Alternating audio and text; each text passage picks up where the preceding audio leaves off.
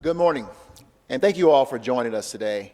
With me today are our city safety leadership, Deputy Mayor and Executive Director of Public Safety Murphy Robinson, Police Chief Paul Payson, and Denver Fire Chief Desmond Fulton, and of course our Sheriff Elias Diggins. Also, we're joined today by District Attorney Beth McCann. You know, 1 year ago tomorrow, while we were in the grips of the COVID pandemic, another pandemic, one of systemic racism in our society, reared its ugly head and shook the very foundation of this country, the murder of George Floyd. It laid bare the need for a different type of recovery that could wait no longer. Recovery for our city, for our communities, and for our residents is multifaceted because the pandemic's impact has been multifaceted. We have not only come through the worst public health crises in a century, we are also coming through a public health and safety crisis fueled by racism and political dysfunction. As I've shared with you before, my administration will be focused on three top priorities as we drive Denver's recovery forward: our economy, our unhoused and unsheltered neighbors, and our overall safety as a community. A few weeks ago, we introduced a plan to achieve a sustainable, long-term recovery for our economy. And this week, we began a community engagement process so our residents can help us direct our stimulus spending. The next part of that recovery effort is addressing the challenge of crime and safety in our neighborhoods and on our streets.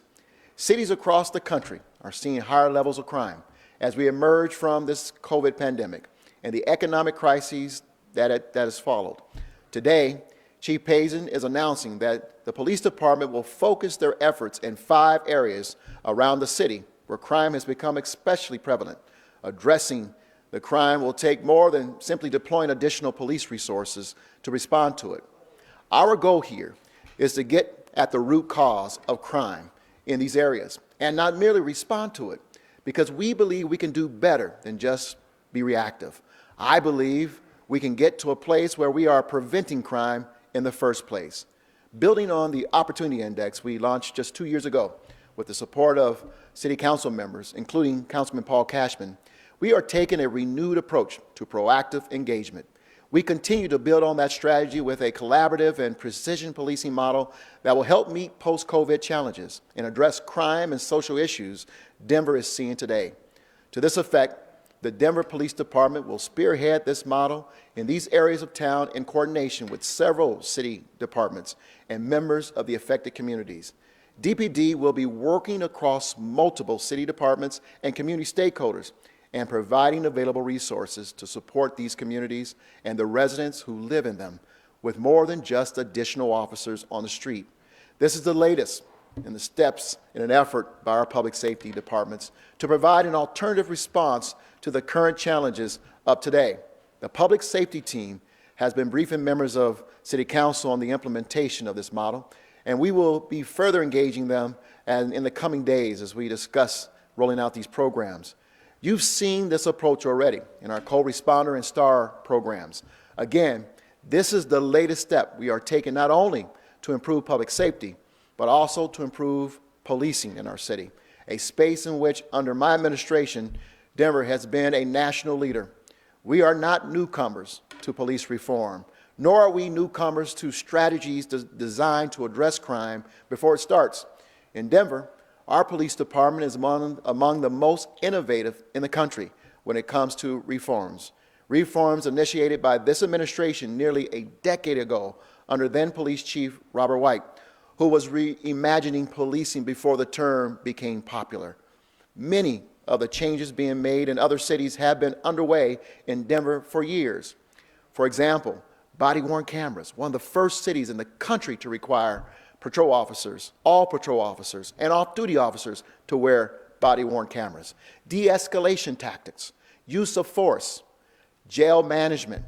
We've implemented these numerous reforms with significant community input in pursuit of continuing to make the Denver Police and Sheriff Departments the best law enforcement agencies in America. We have an obligation to do this work. Now, 1 year after the murder of George Floyd sparked a long overdue reckoning on race and the systemic issues in our criminal justice system, it is excruciatingly obvious that police cannot just be about reacting to incidents. At my direction, Public Safety Director Murphy Robinson has initiated a new Transformation and Policy Division. The division's purpose will be to ensure all of Denver's public safety agencies establish and use best practices to continuously improve operations and culture in the department. The Transformation and Policy Division will partner with stakeholders representing diverse community perspectives to build and nurture trust, both internally and externally, and follow through on equitable actions in policy and operations. The division will take recommendations from the community on a regular, ongoing basis, including those we received on Friday from the Denver Task Force to Reimagining Policing and Public Safety, which we are reviewing at this time to ensure that the voices around that table are heard and represented clearly in this work. This division will also provide monthly updates on their work to the Citizens Oversight Board and will have a public-facing toolkit, including an accountability dashboard, policy white papers, and other transparency tools to increase accessibility and reporting. They will also bring a project model framework to the department's work, including formal evaluation plans and identified race equity, public safety, and community collaboration metrics. Like with our cities and residents' economic recovery, I want this public safety recovery to be sustainable and lead to better outcomes for all Denver residents and visitors. Reform isn't something that just happens once. It must be continuous and it must be sustained. It must result in changing the systems and changing the rules so that racism and bias are rooted out and eliminated. Here's my message to Denver. We will continue to work against racism and crime, and for crime prevention and reforms always. And we have to keep our streets and neighborhoods safe. We can and we must do both. This isn't an either-or proposition, and I will never starve our police department of the training and the resources our officers need to combat crime while we continue to implement meaningful changes to policing. With that, to provide more on the collaborative policing model being deployed by the Denver Police Department, I'm proud to bring up our Chief of Police, Paul Payson. Chief?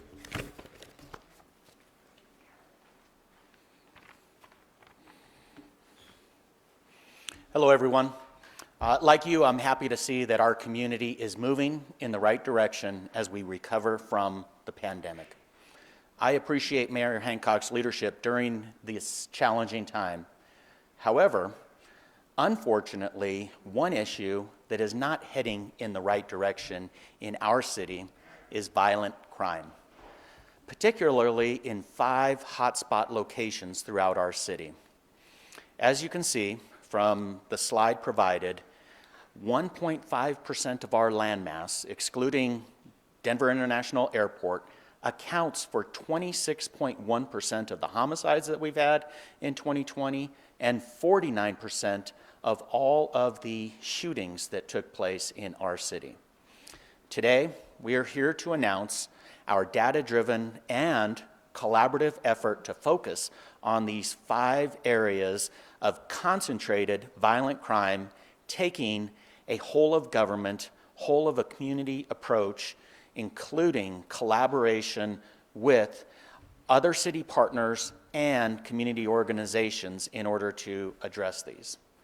Slide 2 indicates the 5 areas. Generally, they surround Federal and Alameda, Colfax and Broadway, Colfax and Yosemite, 47th and Peoria, and MLK and Hawley. Addressing violent crime in these areas involves researching trends such as time of day of week in which these crimes most frequently occur, and then allocating resources accordingly. Allocating these resources in conjunction with our community members so together, as the mayor indicated, we can address these. Slide number 3 is an example of one of the hotspot locations. By utilizing this data, we can focus our efforts in that collaborative policing model to prevent the crimes from occurring in the first place. Now, highlighting these 5 areas, I want to be perfectly clear that we are not serving as an indictment to the residents or the business owners in these areas, but rather committing our efforts as a city, as a community, and as a police department to reduce violent crime in these areas, to help these residents and business owners improve their safety. Slide number 4, we would like to highlight and draw attention to the partnerships. The Denver Fire Department, DEDO, Denver Office of Economic and Development, DOTI, Human Services, and GRID, partnering with the police department and our residents is how we utilize these strategies.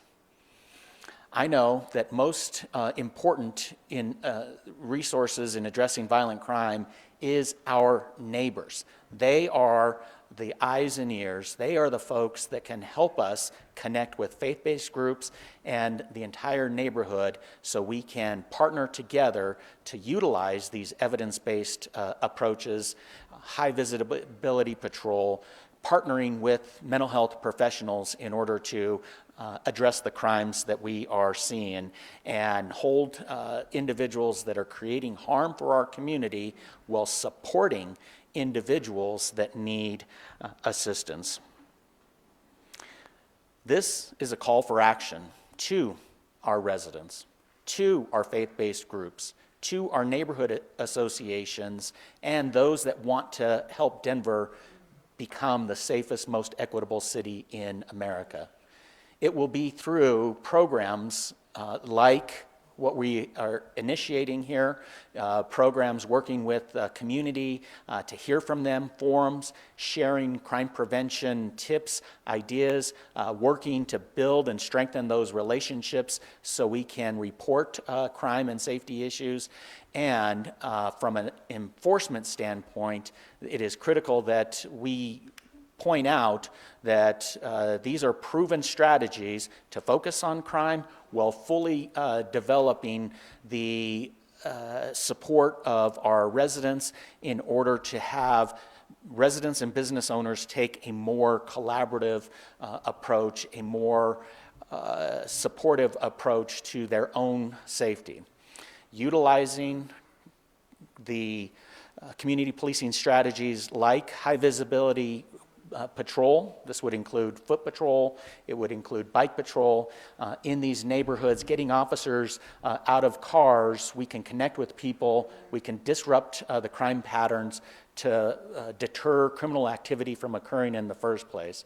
And we can reduce violent crime for our community. This has a direct benefit to our community members as we are here to recover from the epidemic, the crime epidemic that we're dealing with post-pandemic. Crime in these hotspots, by us being able to more effectively free these up, this allows officers to to respond quicker to other crime issues throughout the city, thus improving public safety for all of our residents, all that live, work, and play in our city. And with that, I'd like to introduce Executive Director of Public Safety, Murphy Robinson. Murphy. Thank you so much, Chief Payson.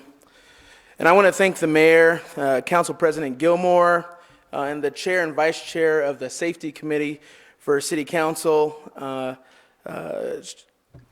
Cashman and Torres, Councilman Cashman and Councilwoman Torres.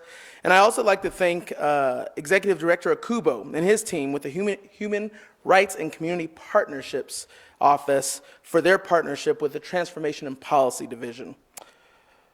I also want to thank my team, who has worked tirelessly to stand up this office in the last year, not only to answer the call to action by our community, but to continue the good work that the Department of Public Safety has done for about 10 years or so.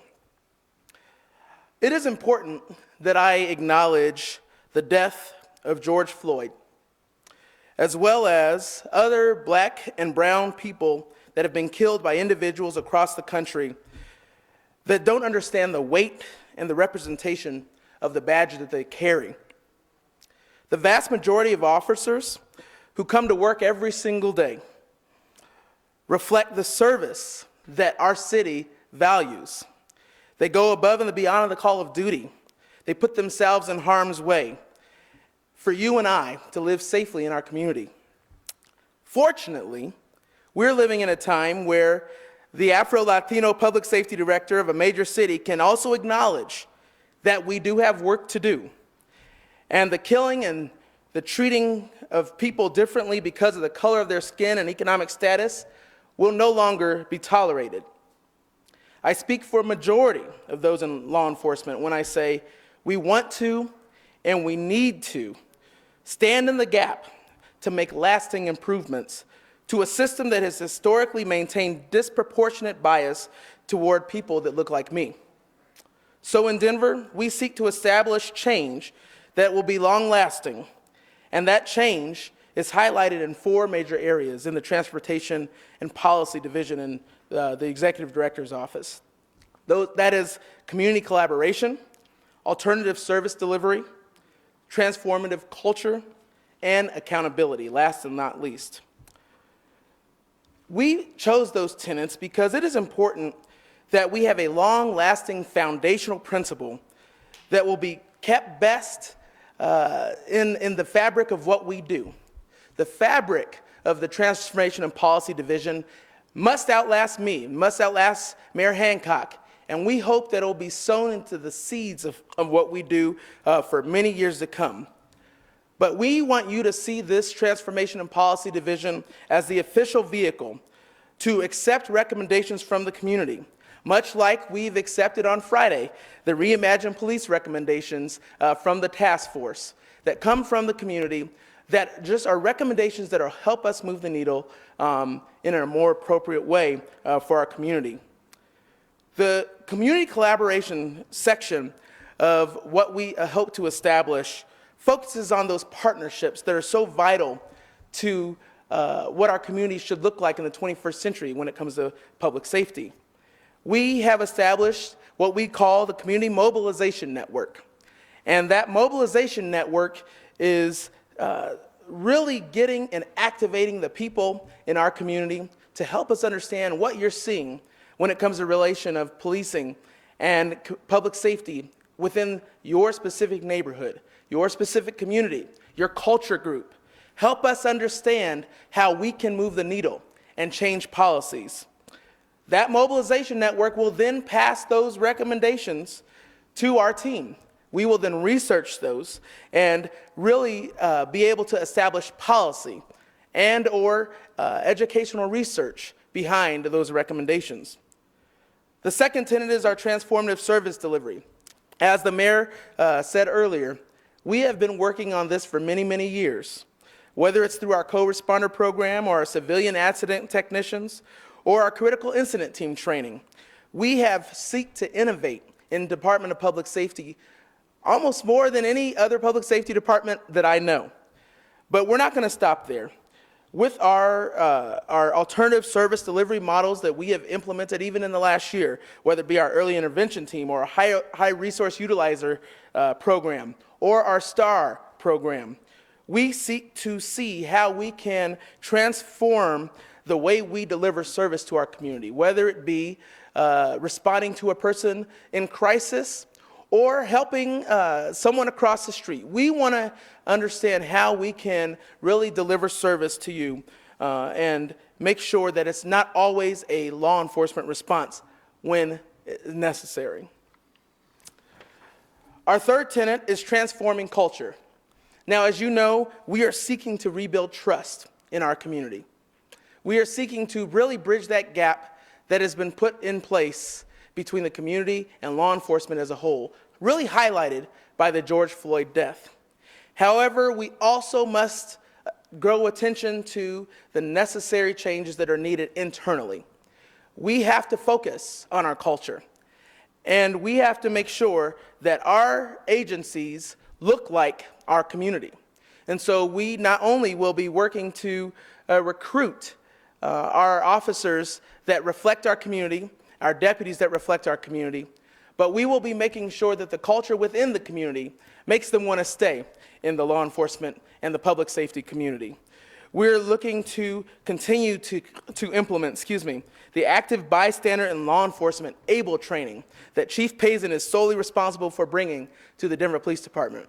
This training is focused on helping folks understand the consequences of decisions, helping them understand how we can best meet someone where they're at, meet other officers where they're at when coming from a cultural perspective. Working on implementing EDI training, equity, diversity, inclusion training, all across our agencies, including staff education, operational and cultural priorities that will really reflect the mayor's priorities and reflect the culture and system and city that we live in. Lastly, accountability, one of our most, if not the most important tenet. We will make sure that we are holding ourselves accountable to the tenets presented to you today, but also those policies in which we are going to implement across the board. We are going to be working to develop public dashboards that will be recommendations coming from you all, the community, that shows you where the progress is on those recommendations, as well as the academic research. We will also have an updated open data catalog, increasing public dashboards and reporting to ensure data is easily accessible in various languages. We will also be meeting with the Citizens Oversight Board, the Mayor's Office, and City Council on a monthly and reoccurring basis to track the progress in all identified areas that we need. And so I am looking forward to implementing these progress changes in the transformation policy area, but it's important to note that we can't do this alone. It's not going to just take the Department of Public Safety. It's not going to just take a task force of reimagining the police and public safety. It is going to take us as a community as a whole to really change the needle and lead the nation in what transformation of policy for the Department of Public Safety looks like in the 21st century. With that, it is my honor to bring up the Honorable Beth McCann, our District Attorney. Thank you, Murphy. And I want to take a moment just to thank our mayor and his public safety team for taking these bold steps to really address some of the issues that we've all been struggling with over the last year following the death of George Floyd. It is important for us as a community to really work together and try different approaches to policing and different approaches to law enforcement. So I commend the city for really taking the initiative to work together on these challenging and difficult issues. I want to emphasize that as Denver's district attorney, my office is fully cooperative with the police department and with the public safety department in making sure that we are keeping Denver safe as Denver works to recover from the pandemic. We are committed to hearing your voices, working with the community as well, and to understand that it is important that our community be kept safe so that we can all continue to live and prosper here in our wonderful city. We have returned to in-person trials in the court system here in Denver. We have been doing trials since April 5th. We continue every week to be in trial in our courts, holding people accountable and making sure that we are fulfilling our requirements and duties as the Denver Prosecution Office. We also are working very hard on our backlog of cases. As you probably know, during the pandemic, we were not doing jury trials or any trials for that matter in person. So we do have a backlog of trials. We have been focusing along with the courts on violent criminals, violent crimes, and those are the people that we are trying first, and also those people who are in custody.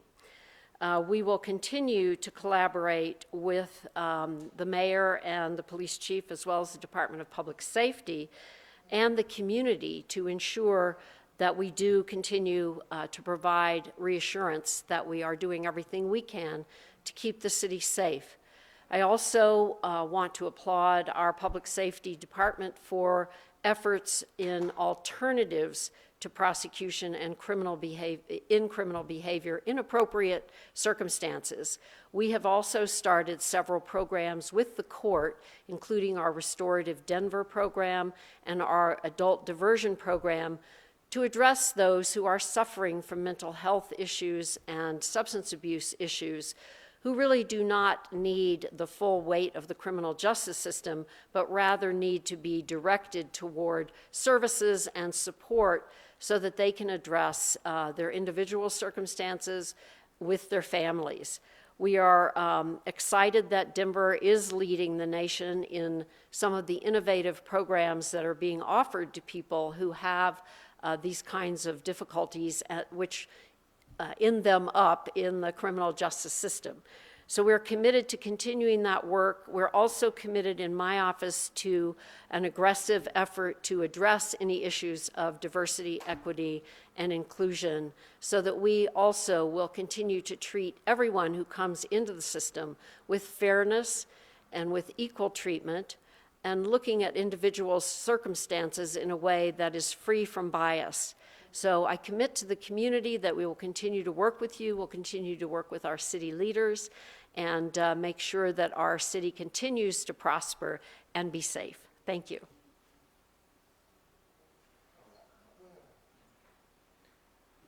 So I want to thank District Attorney Beth McCann for those words. Very important for her to be here. 2 points as we get ready to go to Q&A. I want to just put a pin in as we finish up today.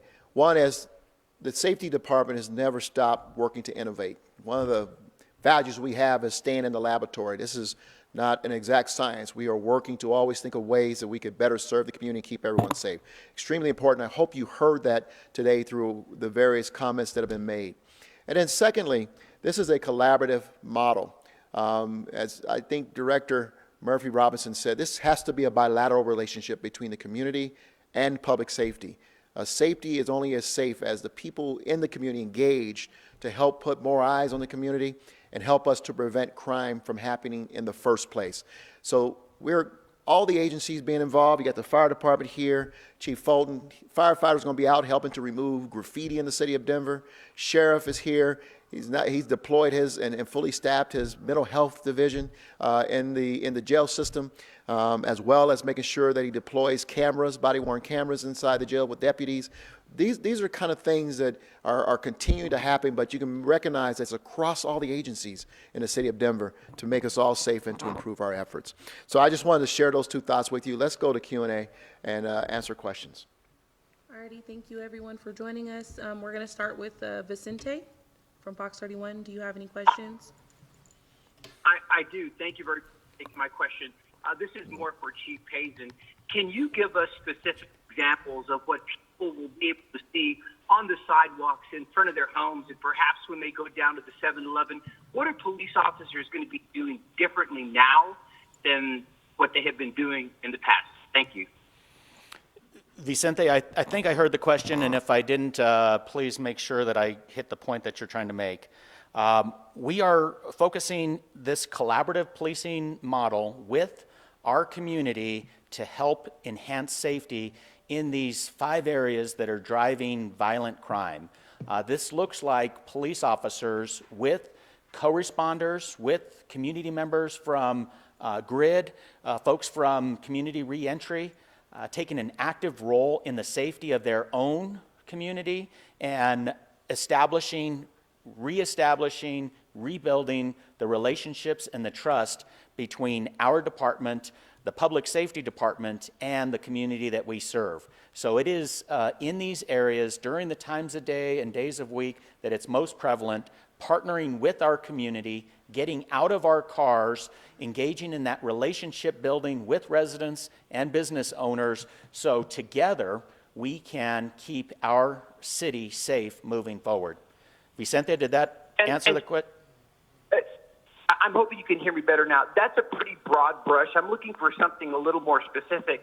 If you can give people who might be watching this or watching our stories later, what are we going to see that's different? Are we going to see a police officer get out with a fire department guy or a mental health person? Are we going to see them walking in front of our homes, at bicycles, at 7-Elevens? Can you give us something more specific, sir? Thank you. So you touched on it a little bit there as far as having co-responders and police officers, having police officers and community members engaging in the community policing tenets of getting out of the cars, saying hi to folks. But it does include the fire department helping out residents in those areas, partnering with nonprofits to help on some of the private property improvements that are necessary in these areas.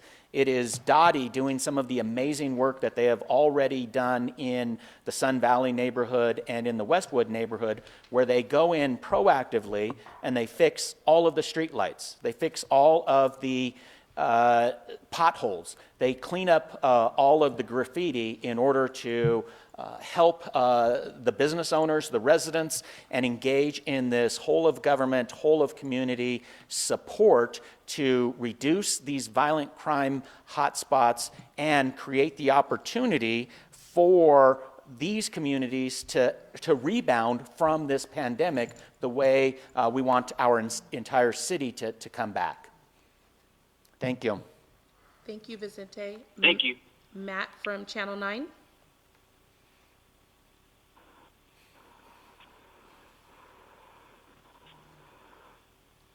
Matt from Channel 9, do you have a question? Alrighty, Elise from Denver Post.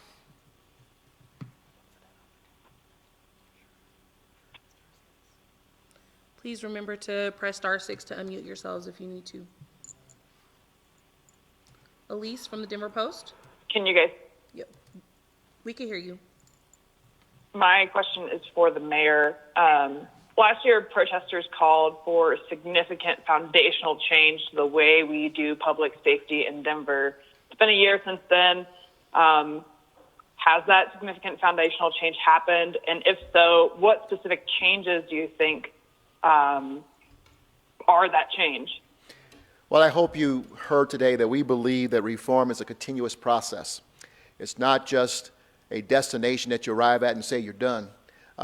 This is something that remaining in the laboratory teaches us. We got to keep working and keep trying to adjust and do better as we have challenges in the community, but also as we breathe success.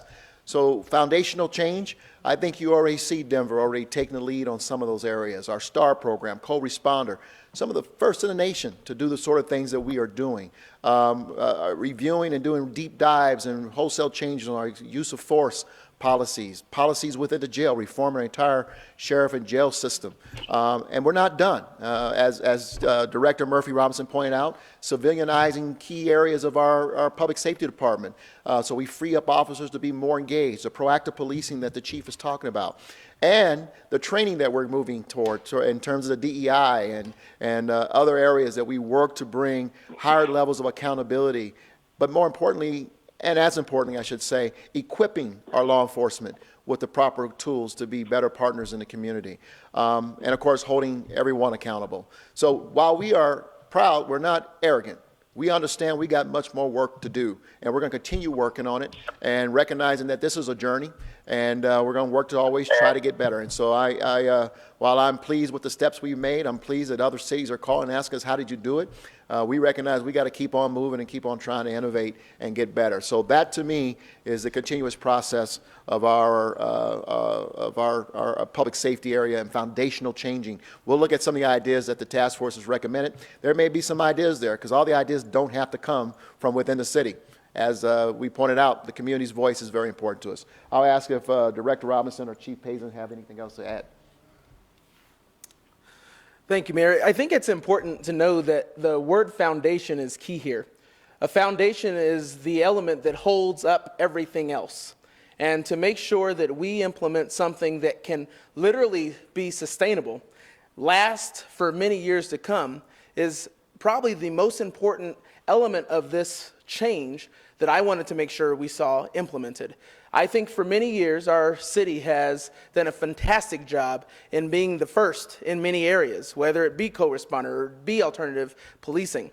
But one thing that my department, my office, did not focus on for many years was to how do we follow up on that? How do we engage and make sure the community understands everything we're doing? And so setting that foundation is what you've heard today.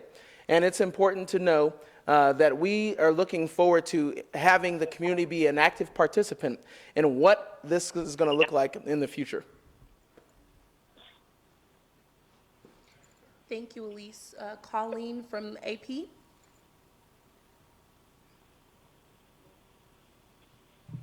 Remember to press *6 if you need to unmute yourself. Hi. Go ahead.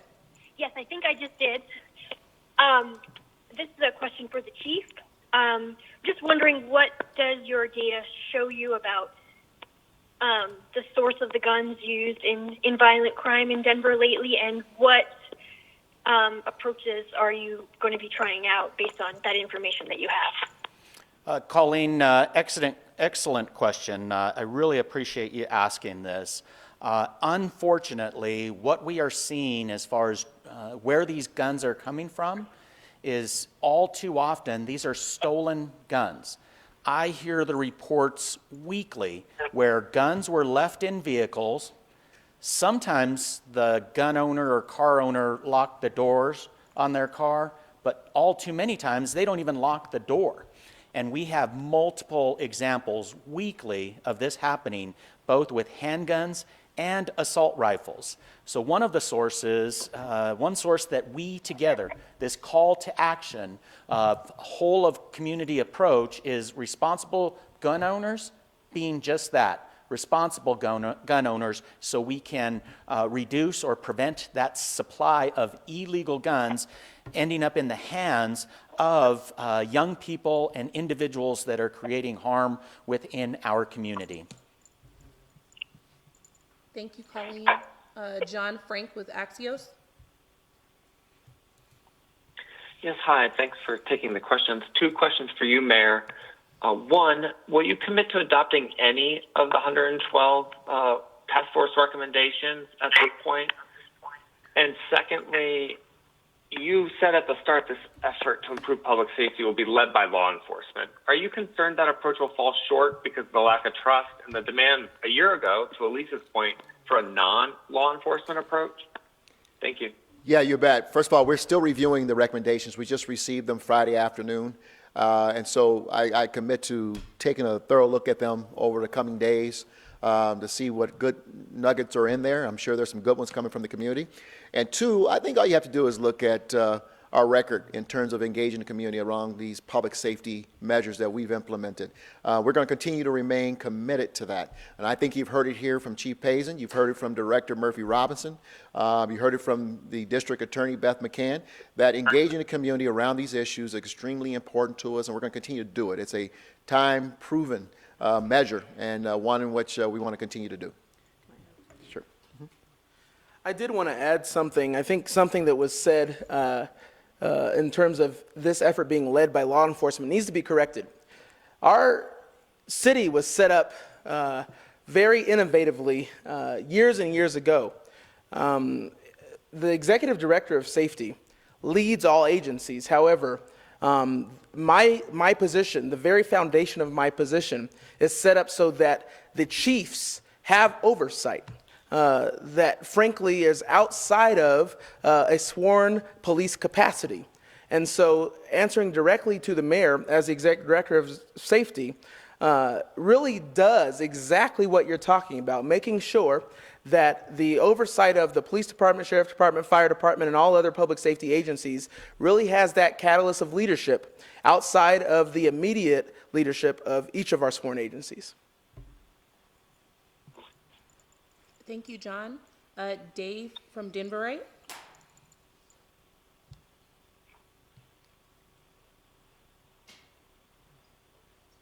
All right, Dave, just make sure you *6 if you're still on the line and you have a question.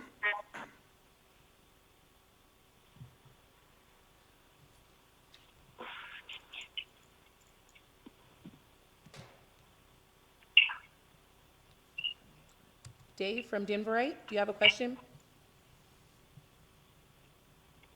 Is there anyone we missed? This This is Matt Yeah. Diablo from Channel 9. Oh, okay. Go ahead, Dave.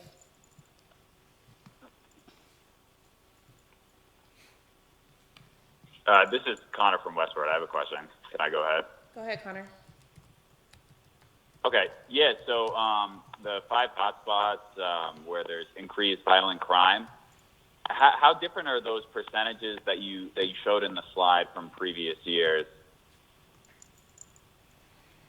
So, Connor, these 5 hotspots line up with the inverted L that we all too often talk about.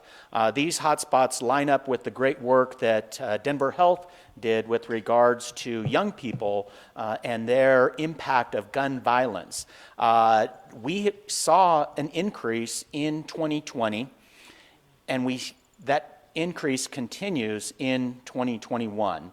So we are utilizing these evidence-based approaches to address the violence, but too often there's a void that's created, and that's where working together with community, listening to what our community and what folks that want to reimagine what public safety looks like are engaging with community so they can take ownership of that void, that we can fill that void, and we can do it in a collaborative way that's focused on economic support, on mental health support, on uplifting neighborhoods and helping individuals take ownership of the safety in their communities. So to answer the question, we saw an increase in 2020 in these 5 areas, and that increase continues in 2021.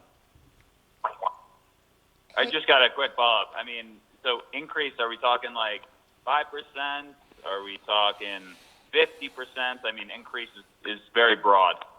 So double-digit increases in both homicides and in shootings against the 3-year baseline. Year to date, we're at 23% increase, and my paperwork is here in the back, so I can get you some more details on this. But actually, if you could give me a minute, let me grab the paper. I don't want to give you a bad number. Doug, it's the last page of that. Hey, Connor, we can also follow up in the media roundtable immediately following this press conference. Oh, yeah, sure. Either way works. Thanks. Thank you. Is there one more question? Matt, did you still want to go from Channel 9? Yes, I did. Thank you very much. Go ahead. Star 6. Last year in Denver and Colorado, throughout the country, really, there was a concerted effort because of the pandemic to depopulate jails. And there are some people, criminologists, who believe that accounted in large part for the significant increases in crime throughout the country. Chief Payson, Mr. Mayor, do you believe that's true? Do you believe the depopulation of our jails and the fact that a lot of people are being given personal cognizance bonds and not being put in jail for certain crimes led to our significant increase in crime? And if not, what do you believe has led to the significant increase in crime that is continuing? Matt, really appreciate the question. It's important that we even remember why we're here. What the mayor is talking about is rebounding from a global pandemic. And our world shifted 14 months ago. It shifted yet again 12 months ago. And we saw numerous challenges. But why we are here is about the collective effort to rebound as a community. On the economic side of things that the mayor has already announced, on the public safety side that we're talking about today, and in future conversations with regards to housing.